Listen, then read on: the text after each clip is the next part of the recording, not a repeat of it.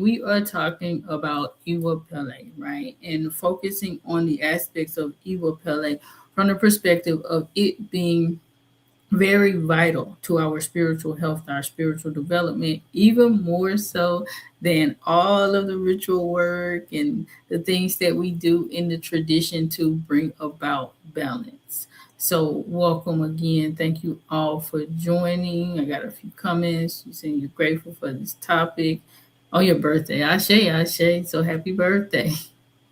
Alafia, Alafia, welcome. Hidden Beauty, thank you for joining. Alafia, Alafia, aside you, thank you as always for joining us. And thanks to everybody who is joining us from whatever other platforms that you're on. Definitely Instagram. I see you guys coming in, and I want to welcome you as well. So, greetings to everybody who is saying hello and coming in. So, as always, guys, if you're watching it live, make sure that you put any questions or reflections or what have you in the chat window based on this particular topic. I'm going to try my best to stay on point today. Sometimes I slightly get off depending on the nature of the questions that you guys have, but for the most part, I want to stick to it. And if you are watching the replay, guys, let me know what stood out to you the most and in the comment section, and we'll get to that as well. So we're going to jump right into the foundations of what Ìwà Pẹ means, and then we'll go through it and talk about some specifics and definitely answer a lot of the questions all of the questions that you guys asked beforehand. So when it comes to Ìwà, the word Ìwà in Yoruba just basically means character or behavior in general. So that word in and of itself, Ìwà, is very much so neutral. Now, when we're talking about Ìwà Pẹ, that means gentle or balanced character. And you got the diatrics there, so it's kind of mixed up, but you can see it on the screen. Ìwà Pẹ is basically what a lot of people translate to gentle character, but it's really like balance. It's about kind of being in that in between space. You're not too far to the right, not too far to the left. You are in balance, ideally, right?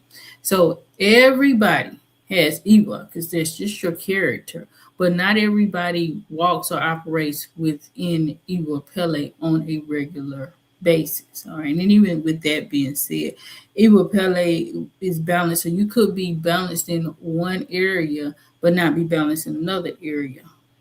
Pretty well balanced. And that happens to all of us. Nobody's going to be perfectly 100% balanced all the time, because otherwise you wouldn't really need to be here, right? Because our whole walk, our whole journey on this earth is about learning those lessons so that we can achieve balance. But you want to stick as close as possible to it. It's not like well, I can't maintain perfection type of thing, so I'm just going to do whatever I want to anyway. That's not how it goes either.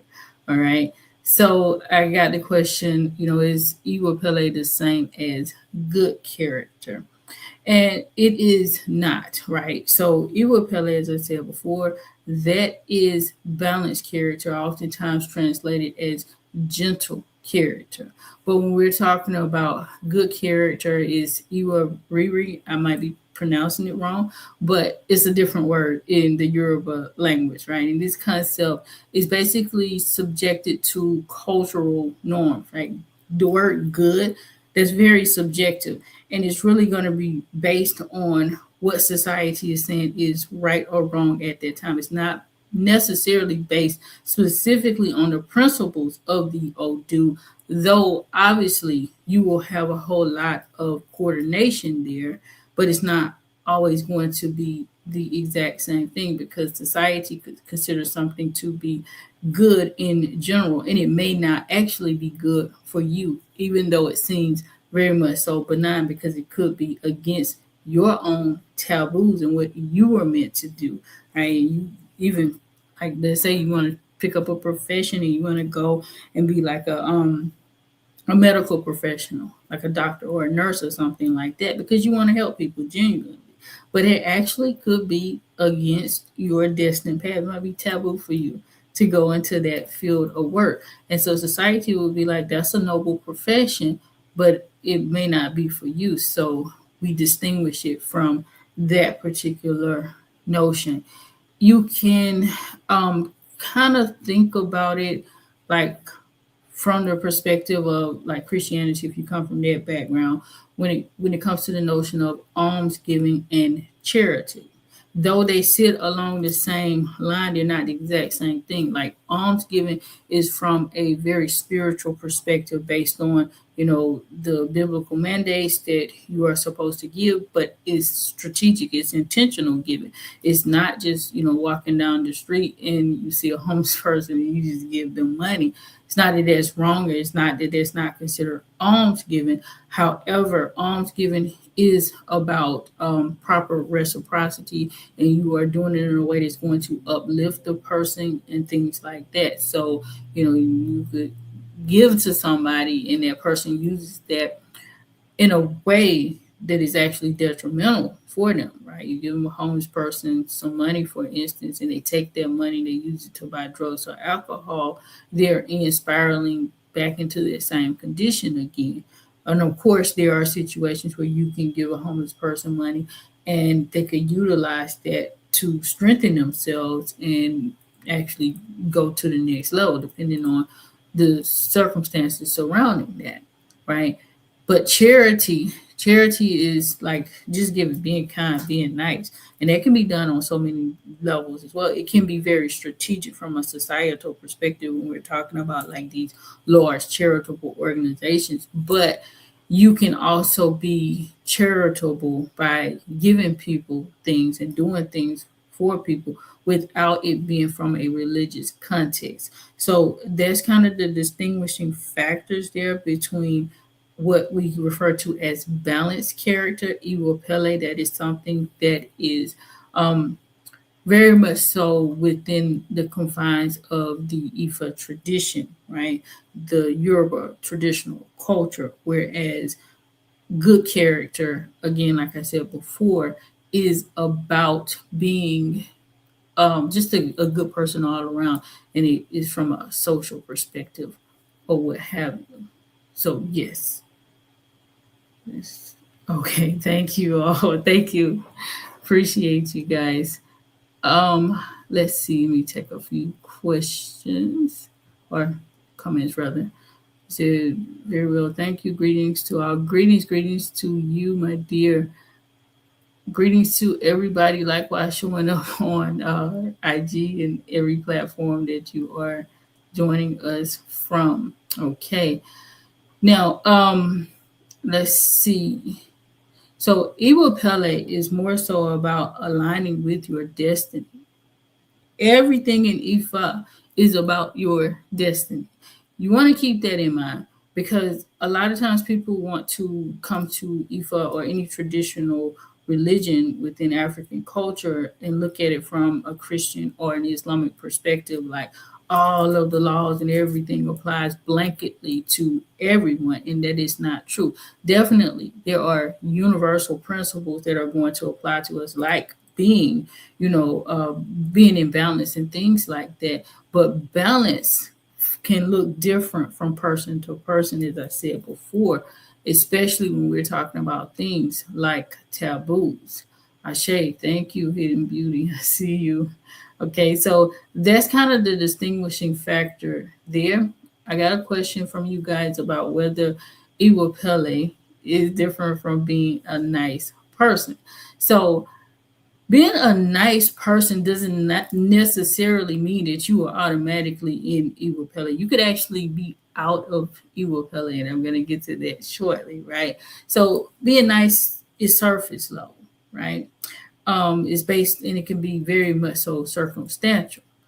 You could be too nice, too kind, right?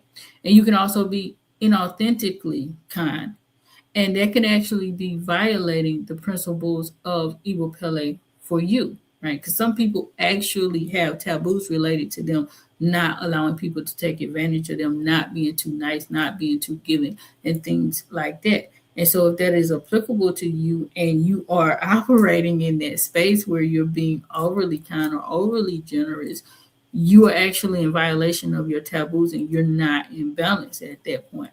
And then obviously any type of inauthenticity um, is going to put you out of alignment with anything that's balanced. So that's not going to be it either, right? And you can absolutely, even when you should be operating in a space of being nice to other people. You can still operate from a space of ego, fear, manipulation, things like that, right? Because a lot of people are nice when it comes to the workplace or what have you. They're trying to be nice to their boss. They're fake nice or what have you, or nice people around them so that they can get things from them to manipulate them. Sometimes people are nice again because of fear. They don't want to lose their job or they don't want to lose a relationship, so forth and so on. So you have to kind of put the brakes on it right there when we're talking about the subjective aspects of character and things like that. Okay. You apply this about what's going on in within you, internal discipline, being spiritually mature, understanding again your taboos. And when I say taboos, let me qualify that, because you get your permanent taboos when you get initiated. That doesn't mean that you cannot know some of your taboos, especially the ones that are applicable to you at the moment or for an extended time frame before you get initiated. Because even after you get initiated, you can get a reading and certain taboos can come up for you for the moment, like you shouldn't be involved in this or that are not part of your permanent taboos or warnings and things like that. So you can get some of that information out. If you know your head or Risha, a lot of that you will, I won't say a lot, but some of that you will know also, like certain things that are taboo to a head or Risha, for instance, Obatala being one. Like Obatala is famously or infamously known for not drinking alcohol, not getting drunk and things like that, palm wine, etc. So, his children are encouraged to stay away from. Sometimes it is taboo actually for them to drink palm wine no matter what. But, some of them will have a higher degree of challenges when they consume alcohol than others will at certain times in their experience. So you want to be very careful with that. Okay. Another question you guys asked about Iwa Pele and like lineage, ancestors, things like that. All right. Well, no, this isn't the specs. Is it the same across all lineages of Ifa? Meaning, like the Isheshe, the Lukumi, the Santeria, Palo, all of those derivatives that we work with in the tradition across the diaspora. And so, absolutely, the core of Iwa Pele is going to be the same, because Iwa Pele, the principles come from the Odu Ifa, right? And so that's going to be the same. Obviously, there are variations in how the Odu Ifa is interpreted, and there are discrepancies when it comes to the focal points of different aspects of the Odu Ifa, depending on the house or what have you, right? So that means that you are going to have different houses that will emphasize specific practices or behaviors or expressions of Iwa Pele more than other houses, especially if it's something that they struggle with within that familiar line, because that's ultimately where a house comes from, is a family line. All right. So now I want to look at some basic tenets of Iwa Pele. Basically, where does it come from? The foundation of it, which I said before, is the Odu Ifa. I'm going to give this, disclaimer right now. I'm going to go through kind of a really brief summary over each of the major Odu and kind of what we can extract from there as far as the foundational tenet of Iwa Pele that applies to that particular Odu. The Odu is so vast as we will be here for all day, all week, month, even so. If I went through every aspect of it, it's not even possible. And even so, again, the Odu is going to apply to you at a particular moment when you get a reading. So you could get a reading, you could get the same Odu as another person. However, your taboos or your warnings that come out of that Odu at the same time that another person gets that Odu could be very, very different. So you want to be mindful of that as well. Okay. So, like when it comes to the notion of coming into the earth, part of Ìwà Pẹ, a huge part of Ìwà Pẹ, is adhering to your destined calling.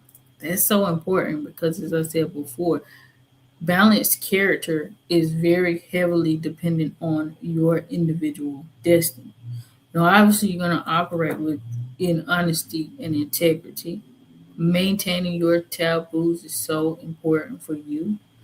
And again, going back to that notion, something could be very much so benign, seem benign in the world, but it could actually be detrimental for you. For instance, you may have a taboo to not eat a certain food, for instance, okra. And, the world says, oh, it's okay, right? Okra is a plant, it has medicinal properties, it's very good for you, especially depending on the way it's cooked, so forth and so on. And it could seem okay, but one person could actually eat some okra and suffer from severe food poisoning and even so transition because of it, because because consuming okra either at that time or even so from a permanent perspective could have been taboo for them. They weren't supposed to consume it. So this is why I harp so much on that notion of especially of personal taboos, because it's very important that you follow those. All right. So we also talking about, and I'm giving the Odu names in parentheses. I'm not gonna try to pronounce all of them. I know how to pronounce a lot of them, but I just don't feel like messing up a lot today because I already know Mercury's in retrograde and that impacts our communication dynamics. So, but if you want to look these up in more depth, definitely, utilize that as a reference point.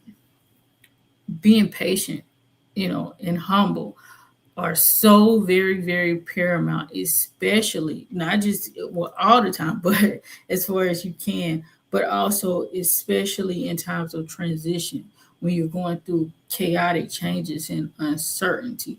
Being patient, not rushing into things. Patience is like one of the most important principles. It is the most important principle because your destiny is all about kind of wait and see what's going on. You can have the insight and the information when you get for divination for sure, but it still has to play out in its own time. That's why patience is so important because a lot of times people do get Ifa readings and they get this really beautiful, exciting news and like this is going to happen for you.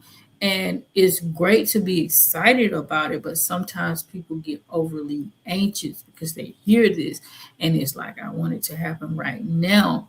And sometimes they will do things to try to compel it to come into existence. And there are things that you can do to force things to happen. It's not good. It again is not operating within balanced character because you really want it to come when it is appropriate for you. Because if it comes before time, you're going to have challenges in the area, right? So, during times of uncertainty, chaos, transition, exercising patience, exercising humility, seeking truth, being reflective, right? Introspective. That is part of having balanced character. Taking a good deep look at yourself, at your past behavior, at who you are, looking at yourself in the proverbial mirror, so to speak. All right.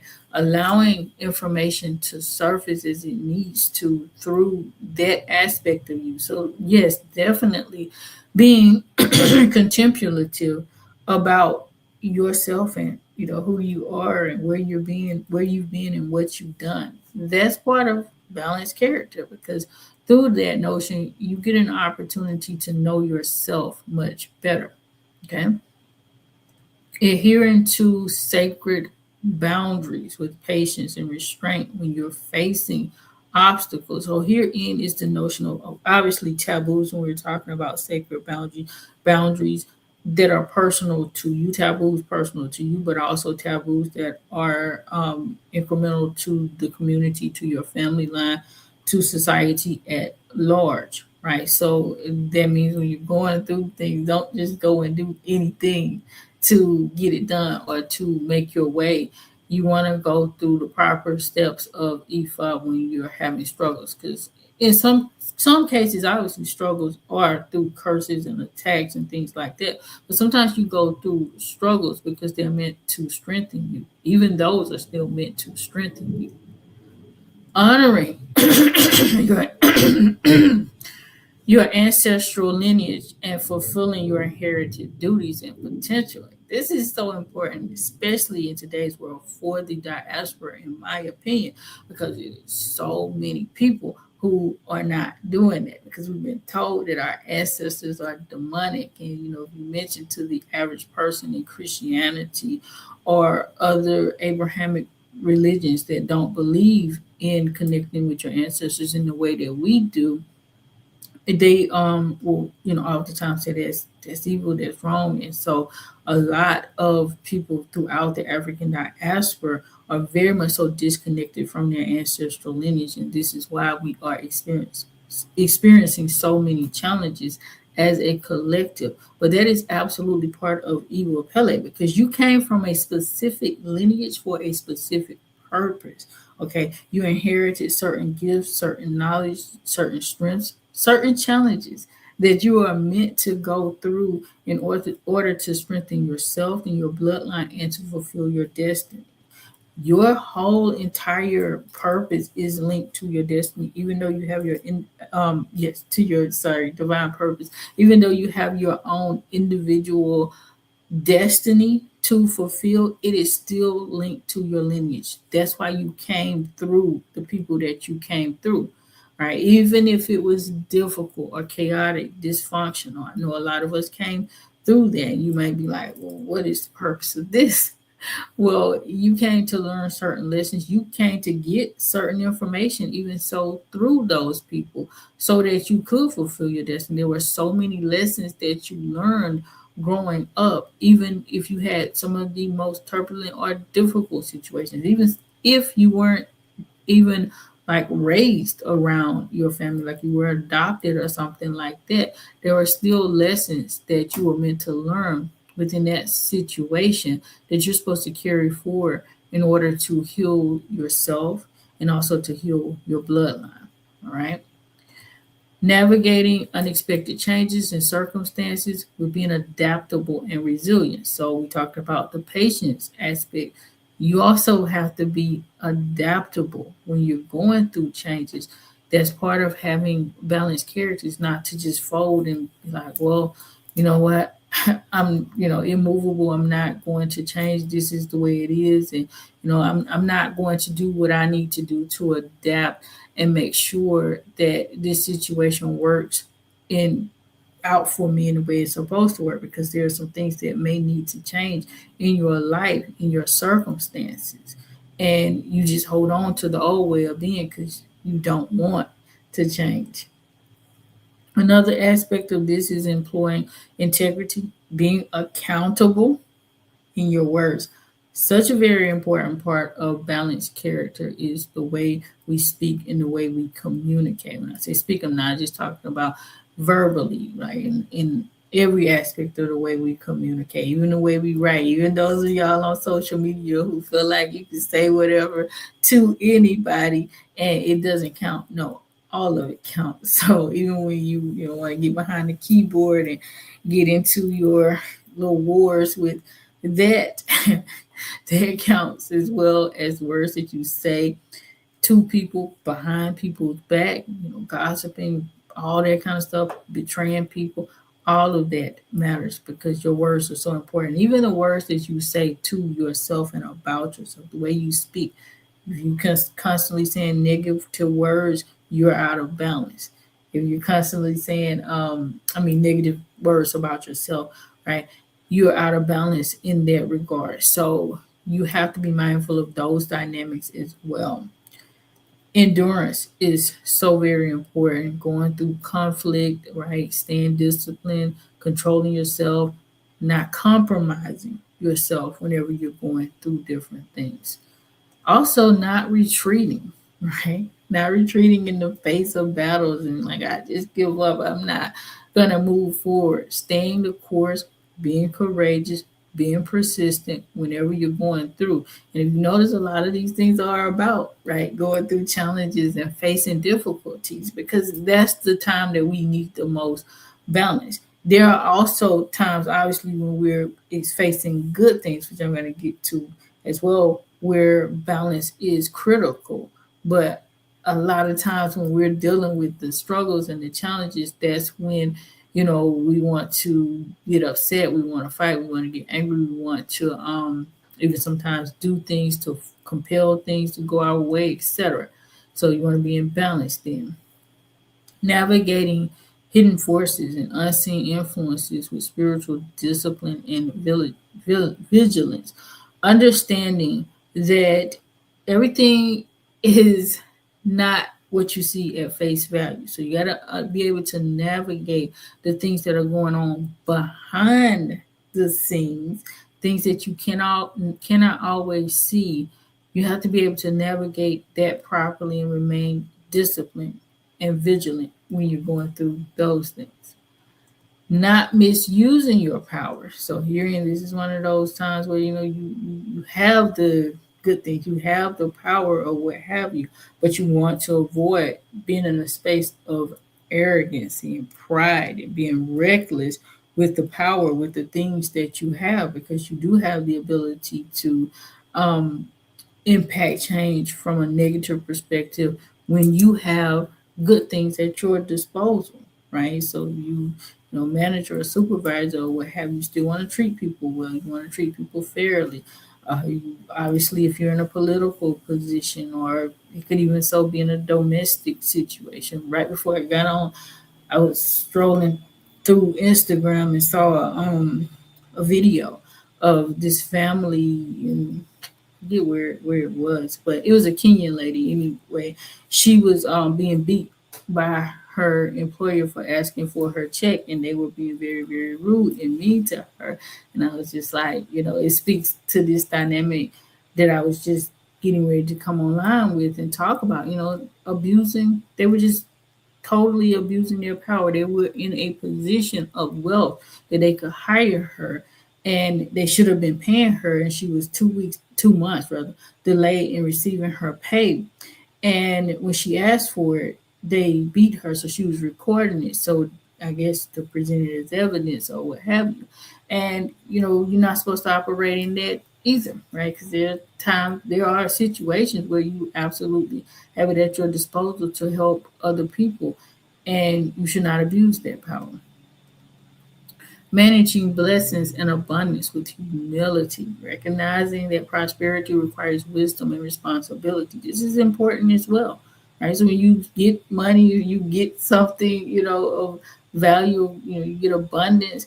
That's not that you just take it and be wasteful. You have to be a good steward, so to speak, of whatever you have. You need to make those resources last. You want to also make it last for the next generation over, if possible, depending on the amount, of course.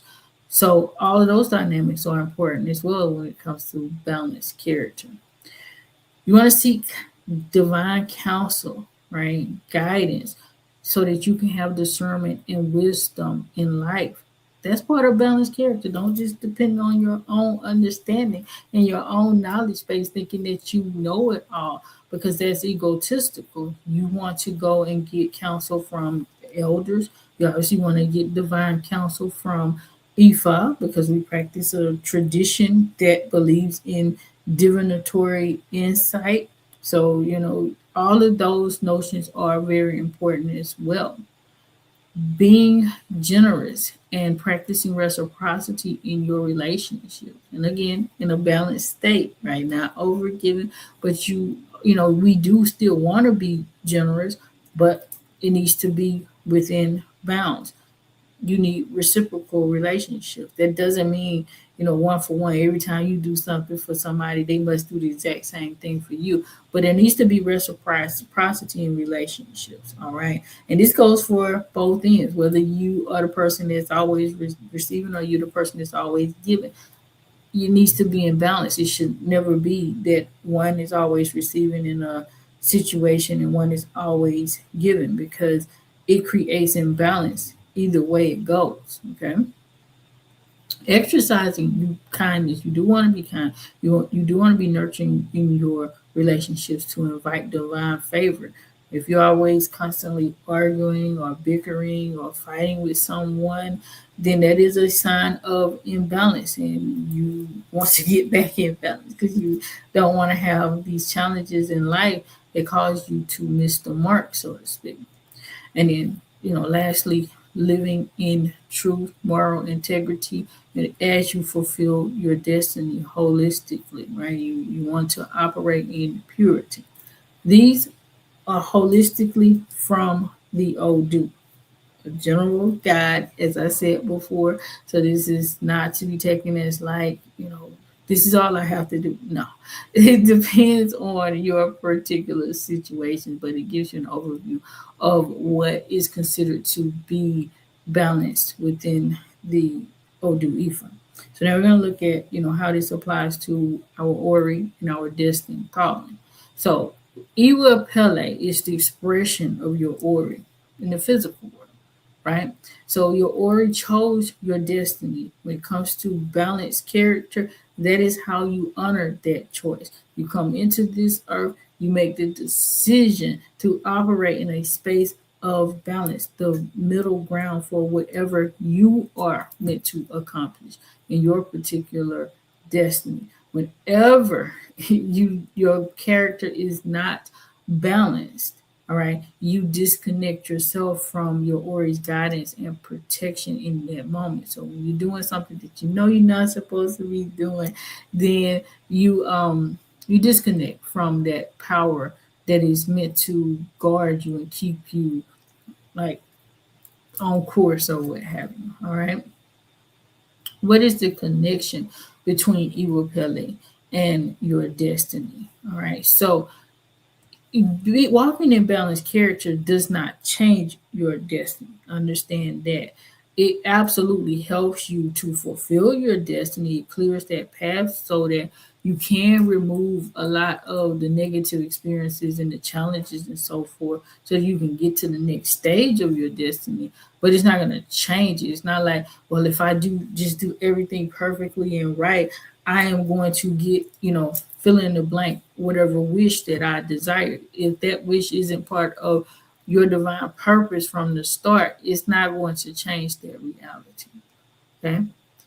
Obviously, imbalanced character is going to create obstacles for you that are going to block your blessings from coming your way for you to fulfill your destiny. This is so important because people don't understand this all the time. When you're in imbalance, and you're operating in a space where you're causing situations to go against you or not work in your favor, you are throwing off the course of the things that you're meant to have. So let's say, for instance, you work somewhere, you're at work and you have a really bad attitude with your supervisor and your colleagues or whoever is around you, right? And you're actually meant to have promotions in that particular space. Even so, you may be meant to, like, at some point own that space or a similar space to it. But your attitude is bad, you treat everybody unkind, you're rude, you're mean, and so forth and so on,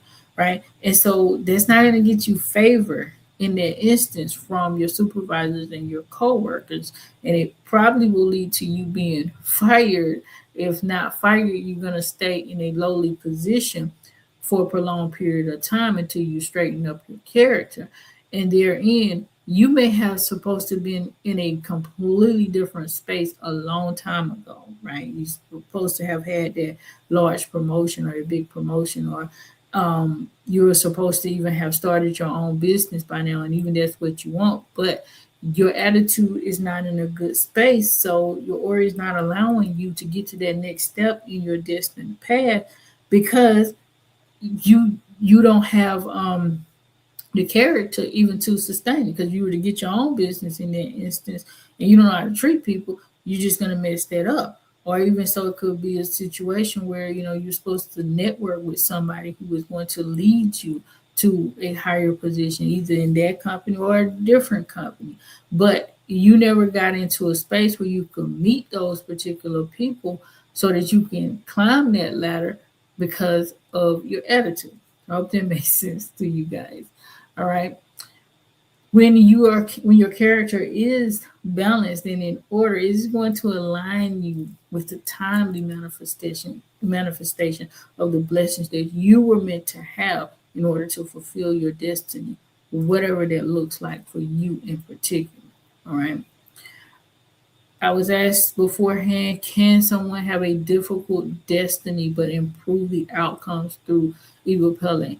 Absolutely. Absolutely. So there are some people, you come into life and your destiny is wonky and shaky, especially if you're not practicing the tradition that allows you to understand how to get back in balance. You might deal with some things, a lot of things before you even get to that point. But if you're operating in balanced character just by default without even understanding these principles, it can absolutely help you to attract the right support and open the right doors and invite in divine intervention. And I've seen that in a number of cases of people that I worked with, fortunately, through the Ifa tradition, where they still had so many blessings on their life because they were operating in balance just naturally, and they finally found their way through Ifa, even though they had experienced some really austere situations, but they were led to Ifa because they were pretty much in balance throughout. Why is character considered the only thing that follows you after death? Follows us after death, right?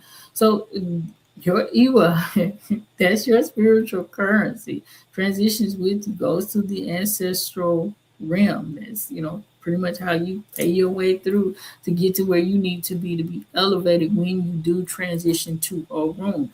So it is going to determine, how you are remembered in this earth. If you have a beautiful legacy behind you, you're going to have people that want to honor you, that constantly are honoring you, either through like the traditional mechanisms of sacrifices and offerings or through the words that they speak, because that uplifts our ancestors too. When we speak kindly of them, when we're constantly, keeping their memory in rotation. Honestly, a lot of those things that you see people doing, that they have like I talked about this before, like in hospitals or even these huge buildings or what have you, they dedicate these to their ancestors and the people behind them. That's a way of venerating your ancestors and keeping their name and their memory alive, guys. And so when you have balanced character, you're going to have people always talking about what you did. This particular ancestor did this and they made a way for our family to go to this space or that space. It's not that they won't necessarily talk about you if you did not have balanced character, but they obviously will talk about that aspect of you. Like, oh, this person was mean, they were horrible, they were cruel, they were rude to people, etc. So that is not the ideal legacy to leave behind. Can aspects of a person's character be inherited from their ancestors? Is another question that I got. Absolutely, right? So certain habits, attitudes, ways of responding to life can and do oftentimes repeat across generations within the same lineage. And it's not even just about, nurture, as they say, right? Because sometimes people will say, well, it's just because you were born in that family, and obviously, all these things are going to come through the lineage. A lot of times you'll see stuff happening in people's lives that occur through generational things that they may have not even experienced. You can see this with people who are adopted, never even connected with their biological bloodline, right? And they will exhibit certain traits or have certain similar experiences as their bloodline, even though they were never raised around, and they could have been raised by people who were completely different, very much so opposite than their bloodline, but those traits will still come forward because those dynamics are inherited. Why? Because there are certain lessons that we have to learn and certain things that we must fulfill according to our bloodline. Just like you have your own ori or destiny, you have your ancestral ori too, that all of your bloodline, your family lineage is connected to. So you have a shared purpose within that dynamic along with your own individual purpose. It's just like, the way you operate in day-to-day life, right? You probably have multiple roles. You definitely are going to be the child of someone. You are going to be you may have siblings depending on your situation. You may be married, you may have children of your own. You may work, right? But you are still yourself, but you have obligations to all of those individuals and entities in your day-to-day life. So you're still connected to that. And that's the same way it goes when we're talking about our ancestral obligations. um, if character traits, which was a follow up question to the first one, if character traits are inherited, can they be changed? Absolutely. So you're not relegated to doing what your ancestors did. If you came from a lineage that did not do so great of things, you're not, first of all, it's not necessarily that it will automatically hit you. It is going to hit some people. Sometimes it skips generations. It just depends on the scenario. But even if it does hit you, you can still come out of that through your conscious diligent efforts and saying, I don't want this for my destiny and I don't want this for my legacy. And you can do things to overcome that. You don't have to repeat negative or adverse patterns from your bloodline. Obviously you want to repeat the positive ones because that's going to help to perpetuate your lineage. All right. Another question that I received is, someone has poor character. Do the Orisha hold back their blessing? Right. So oftentimes the Orisha will still present the blessings to you, even if your character is imbalanced.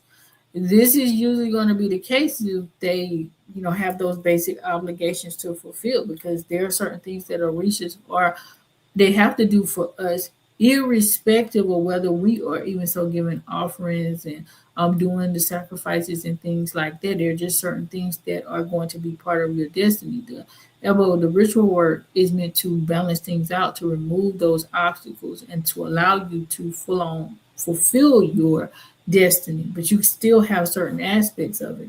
Even without that, you're gonna breathe, right? You're still gonna have air. You're gonna have food. It may not be the food that you like. You're gonna have hopefully have shelter if you are surviving in this world. So certain things are going to happen irrespective of whether you are imbalanced or not. Doesn't mean it is going to be perfect or ideal, but it still will be there, even if you don't have balanced character. Also, obviously, if you fulfill your ebo, the original will come and bring the blessings through. They're not the ones to worry about.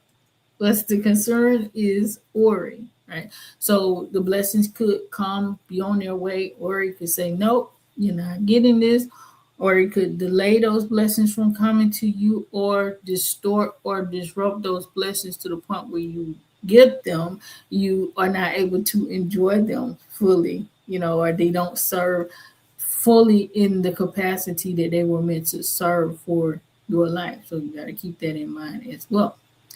Now, obviously, we're going to transition into the ritual work, the spiritual power that enables you to walk in balance. So, obviously, the title being, Ìwà Pẹ versus the ritual work, is Ìwà Pẹ more important than sacrifice? And obviously, it is after everything we just talked about. Ìwà Pẹ is the foundation that even so makes your sacrifice to be as effective as it should be. Doesn't mean that you could, if you're out of balance, you do elbow. And, you know, I should actually say the opposite. If you do your elbow and then you're walking out of balance after that, that you won't see any gains from the elbow, because you absolutely can and probably will if it was done properly. But again, those blessings could be distorted or delayed, or just, not in the position that you really wanted them. They could come, the blessings could come and still actually look like curses to you if they come in the wrong position. For instance, you get like some financial blessings could come through, and as soon as you get them, you get robbed, right? And like the blessing came, but it didn't come in a position that allowed you to enjoy it. And even so, it could actually destroy you, because it could be a fatal robbery. Somebody come and do something to you or harm you in such a way that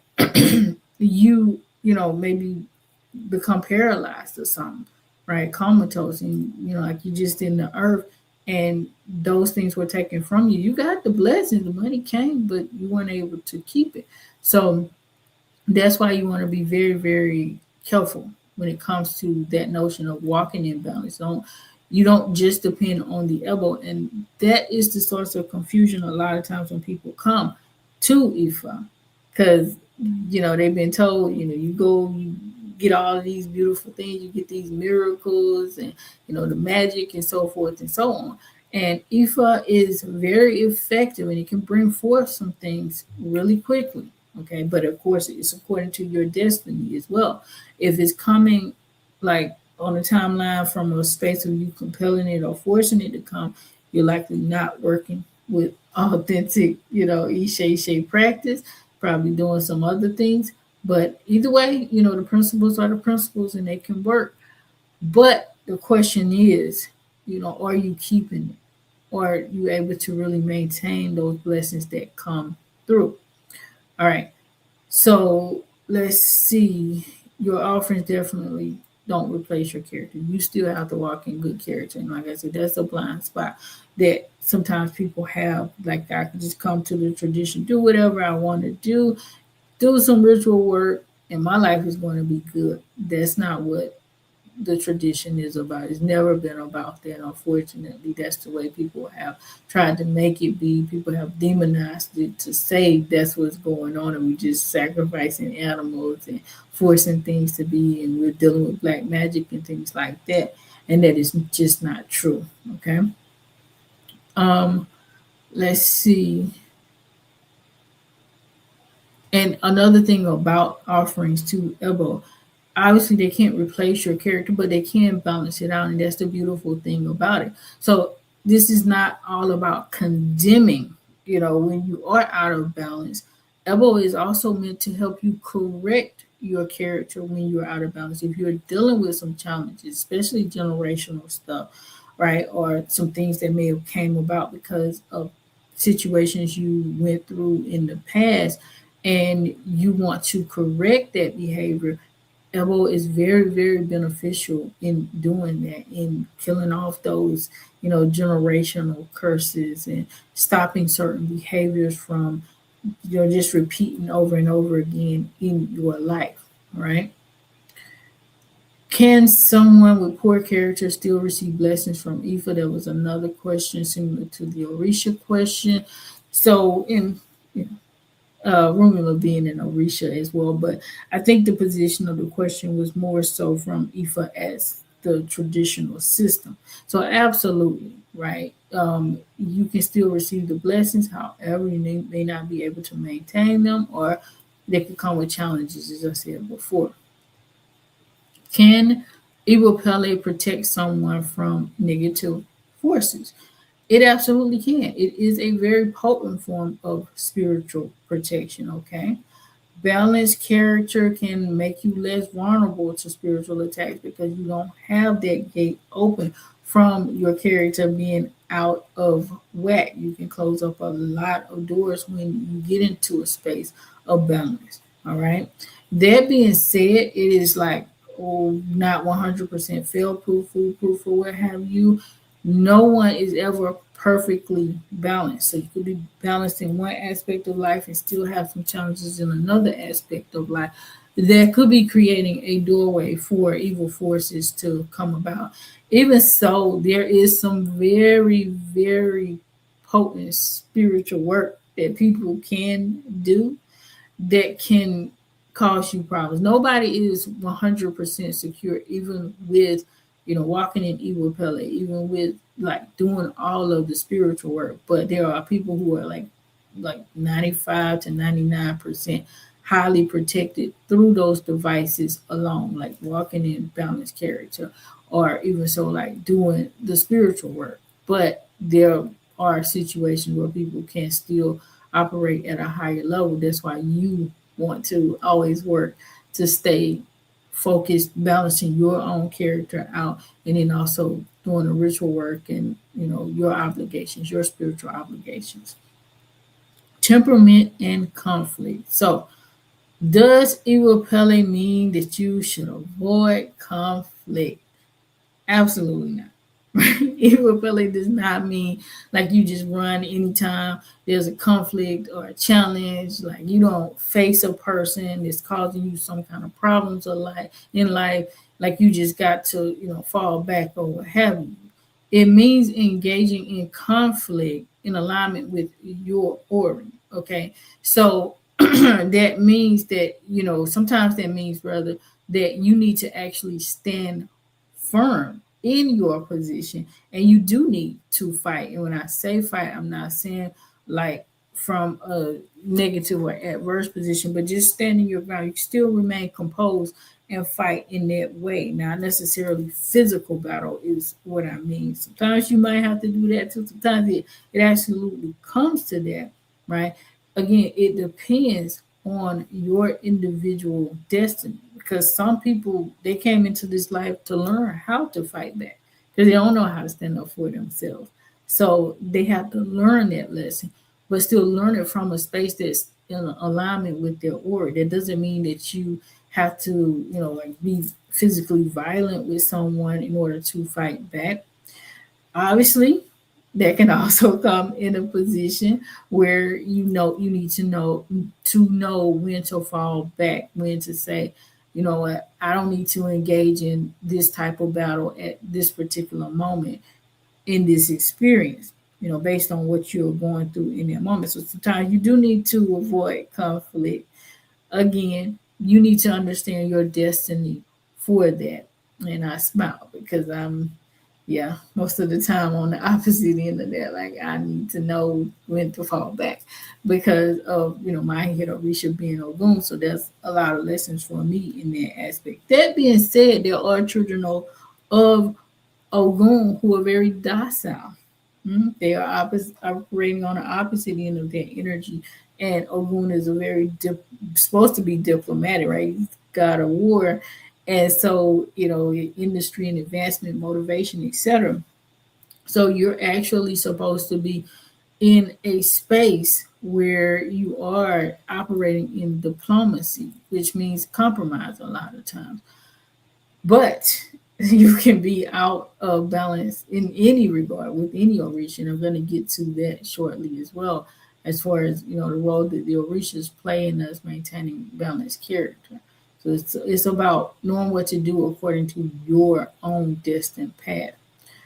Um, does walking in Ìwà Pẹ mean that you cannot defend yourself? Absolutely not. Right? It does not require you to just be passive or docile or defenseless. Somebody just walking up to you, the Bible, somebody smack you on the cheek, turn the other cheek towards them to give it to them too. No, that's not what Ìwà Pẹ is. Again, it's about balance. Sometimes it requires you to stand up for yourself. Sometimes it requires you to actually engage in physical battle, depending on the circumstances that you are dealing with. You have to, it's going to come each time. This is why well, each time you go through anything throughout your day. This is why it's so important to stay close to the tradition and understanding insight from Ifa and what's going to happen.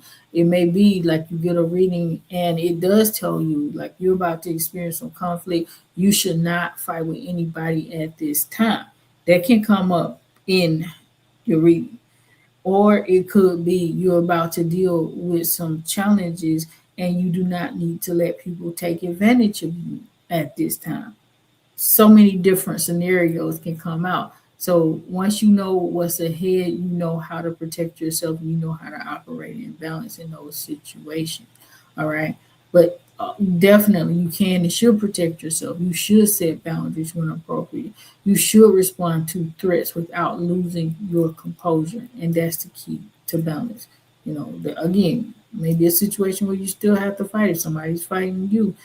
It's not like Ifa said, you just stand there and let somebody beat you. That's no, that's not the way it works either. Okay. How do you rather maintain Iwa Pele when someone is actively disrespecting you? Is another question that I received. So you want to try your best to avoid overly emotional reactions. Overly emotional is just not balanced either way it goes. It doesn't mean, again, that you won't have to, engage in physical combat depending on the situation, because it may just be that somebody's like coming to do something to you. It's not about just standing there and not trying to defend yourself. But you do want to try your best to address any type of disrespect directly while walking in balance, keeping your taboos in mind. Sometimes maintaining Iwa Pele means walking away or avoiding that conflict, like I said earlier.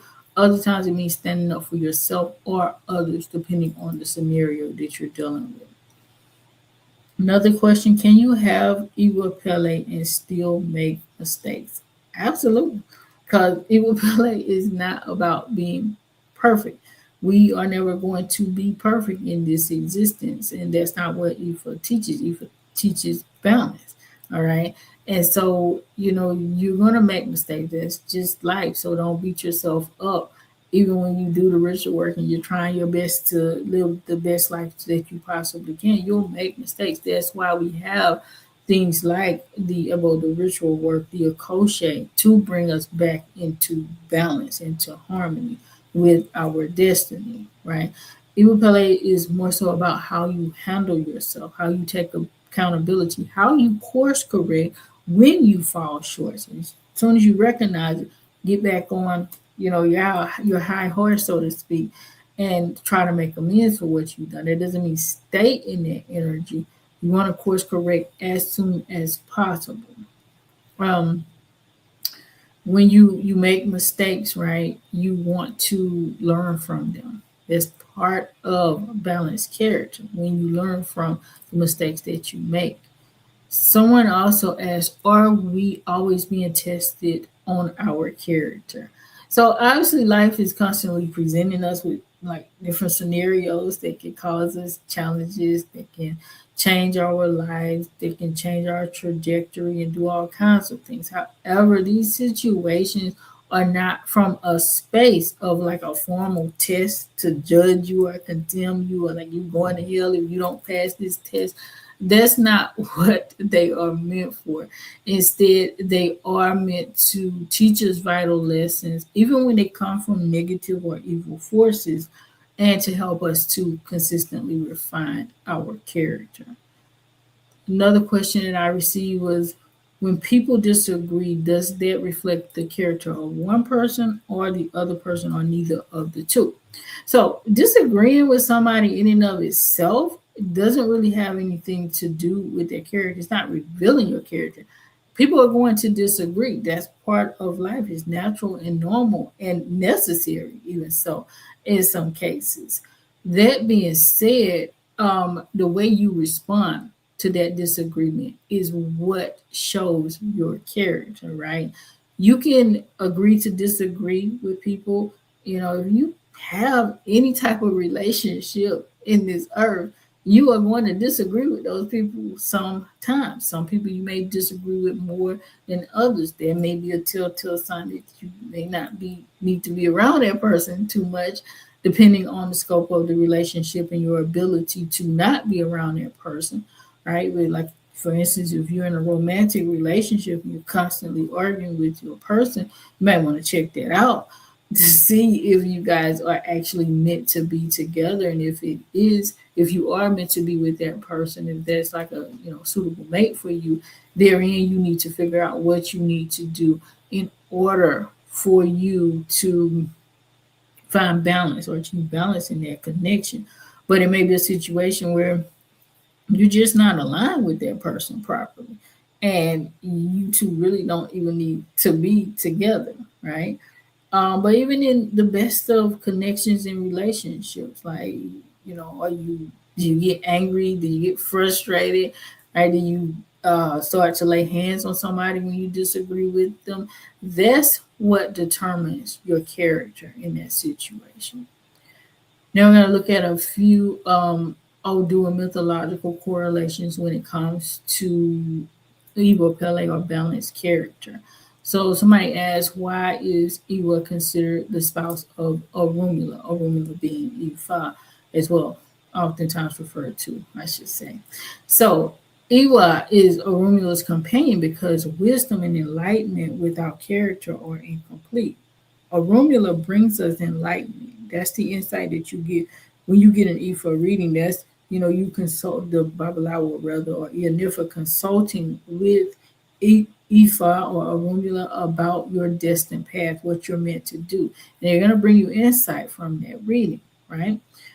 But you still have to operate with balanced character in order to carry that out. It means nothing if you don't embody those principles of alignment. If somebody comes and tells you, they give you some taboos or some warnings or some things that you shouldn't do at that time, but you don't care, you just want whatever you want at that time, then it's pointless. So this is why Orunmila spouse, Eva is considered the spouse of Orunmila because it is a marriage between the two that is going to bring successful or productive outcomes into your life. Another one was, what is the difference between Iwa Pele and Iwa Tutu? Iwa Pele, as we talked about, is the gentle or the balanced character. Iwa Tutu, means cool or calm character. It basically emphasizes you being composed or emotionally restrained. All right. Both of these connect to what we call aligned character, obviously, but Iwa Tule focus Tutu. Why I keep saying the wrong thing. Iwa Tutu focuses more on your temperament, right? Which is just one of the many aspects of balanced character. So you can you have so many dimensions of being in balance, and you could have a cool temperament. You don't have to have a cool temperament even so to be in balance all the time, I should say, right? And when I say cool, like, that doesn't mean that you just have to be chilled and not say something. There are times even so where having a heated temperament is very important, especially when it comes to like dealing with things related to righteous indignation. You should be angry about certain things in life, injustices and so forth and so on. Another question is, how do the Orishas relate to Iwa Pele? So each and every Orisha, has their domain of authority. They operate on a spectrum, as I've talked about all the time. In the middle is the balanced aspect of their character, but they can operate on either extreme. It's not just that one aspect that a lot of people like to focus on. They love to focus on the good aspect and not really look at that sliding scale, right? So there are many, every Orisha has like their mythological narratives, several of them, not even just one, several mythological narratives that will recount situations that show character flaws. And in that, it necessitated that they course correct. And through that course correction, they're teaching you different lessons about who they are and how you should operate, especially if that's your head or reach. It gives you a whole lot of information, okay, about different lessons.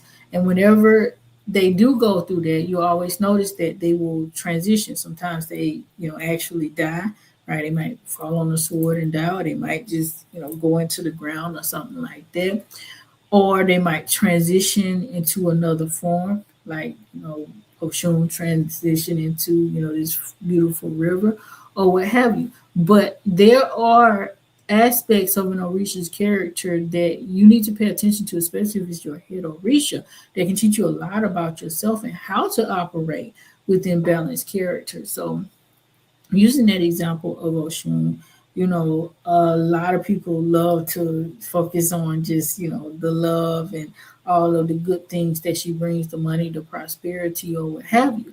Well, yes, when you're operating from a space of practical prosperity, so you have the money, you have the abundance, the finances that you want, but you're practical with them. You are investing, you are enjoying. Not to say you can't enjoy, because Ocean is about pleasure, but not overindulgence, because that's too far on one end. You just overindulgence, you just having fun. You're not saving anything up. You're not considering your future or anything like that. And even so, sometimes maybe overdoing it. You're spending more than what you have. Another part of that would be on the opposite end, where you're too frugal. You're what they call a spendthrift or something like that, where you're not utilizing any of your money to enjoy yourself, or even to allow other people to enjoy your money. You just are hoarding money. You might have millions of dollars in the bank and not ever enjoy life, or your family may not be able to enjoy any of the finer things in life, even though you have that at your disposal, right? And so the goal is to be somewhere in the middle. That's just the reality of it. Same. Even with her notion of love, you want a balanced love connection with whomever, your family, romantic connections, etc. Jealousy is the extreme end of her love. And then two, you can also just overlove somebody to the point where you suffocate them. Just always there. You never let them go. You never let them do anything because you're afraid of losing them. You just want to hold on so tight to them. And every Orisha has their narrative in that regard. I talked about Ogun. Ogun being you know, in balance. We want to be diplomatic. All right. Um, the opposite end of that is just extreme aggression, always wanting to fight and things like that.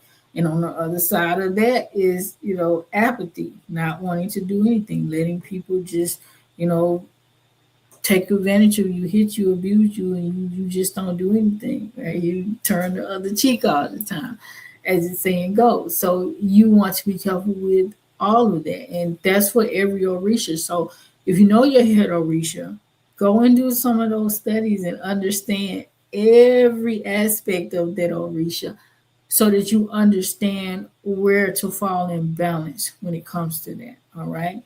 So, the notion that those stories gives us the understanding of when they mess up, what they do to course correct. And that's all about, releasing the old ways, okay? Renewing yourself and then elevating to the next level, transitioning into the next phase of you. It's not about condemnation, right? Because they're showing you those narratives, those mythological stories show you that you are human, that you are going to have challenges and you are going to make mistakes. You don't want to try to be too perfect to the point where you get self-righteous, or you so perfect that you beat yourself up every time you make one small mistake, because that's going to happen. Let's see. So, let's see. Did you have a question about Iwa Tutu? Because, yeah, I was discussing that before. I don't know if you have a question about it. Alafia, alien black girl. Greetings to everybody who is coming in. I'm actually about to close up shortly. So if you guys have any questions, you were really, really quiet today. If you have any more questions, or any questions, I should say, comments are concerned, definitely let me know because we'll be closing up probably within the next 10 to 15 minutes if you do. So, understand, guys, Iwa Pele, this is not a destination, right? It's not just you get here, you balance, and everything is perfect and nothing's ever going to change, right? This is a daily practice of aligning yourself to your destiny, which is for your highest good, all right? Aligning yourself with the principles of the divine, okay? In order to do that, you want to pay attention to yourself, observe yourself, your responses. How do you navigate change? How do you navigate conflict or challenges in your life? And when I say change, for the good or the bad, right? So, change, even though it's a good change, you could be moving somewhere to a bigger, better house, you could be getting more pay and so forth and so on. It still comes with a level of challenges. How do you navigate that? Do you run around telling everybody, oh, I just got this huge promotion? Because you got to be careful again in your speech. And, you talking to people. For some people, it could be a taboo for you to tell everything. You're not supposed to tell everybody everything, but you might run out there and tell everybody everything, and then therein you mess up your own blessings. So you want to be careful with those dynamics as well. You want to continuously cultivate discipline as you honor your taboos, as you honor warnings. When you get IFA readings and you get insight, and it tells you, you know, don't do this or try not to do this, right? You want to try your best to honor that with respect, with humility and integrity, etc. So be mindful of those realities as well. Alafia Benjamin, we about to close out. So thank you for joining us.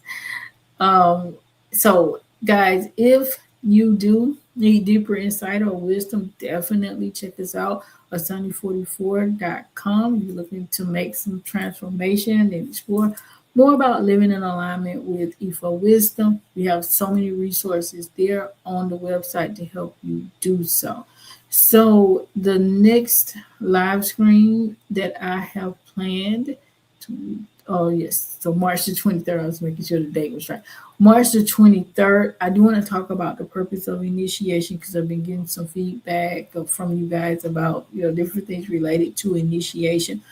We have the live streams online, of course, that we did before about like the process itself, cost, and all of that. So definitely check those out. But this one is more so about the purpose, why we do it. I want to get more in depth with that. So, with that being said, that is all I have for you today. Thank you all for joining us. Ashe, please have a very blessed and beautiful day and beyond, guys.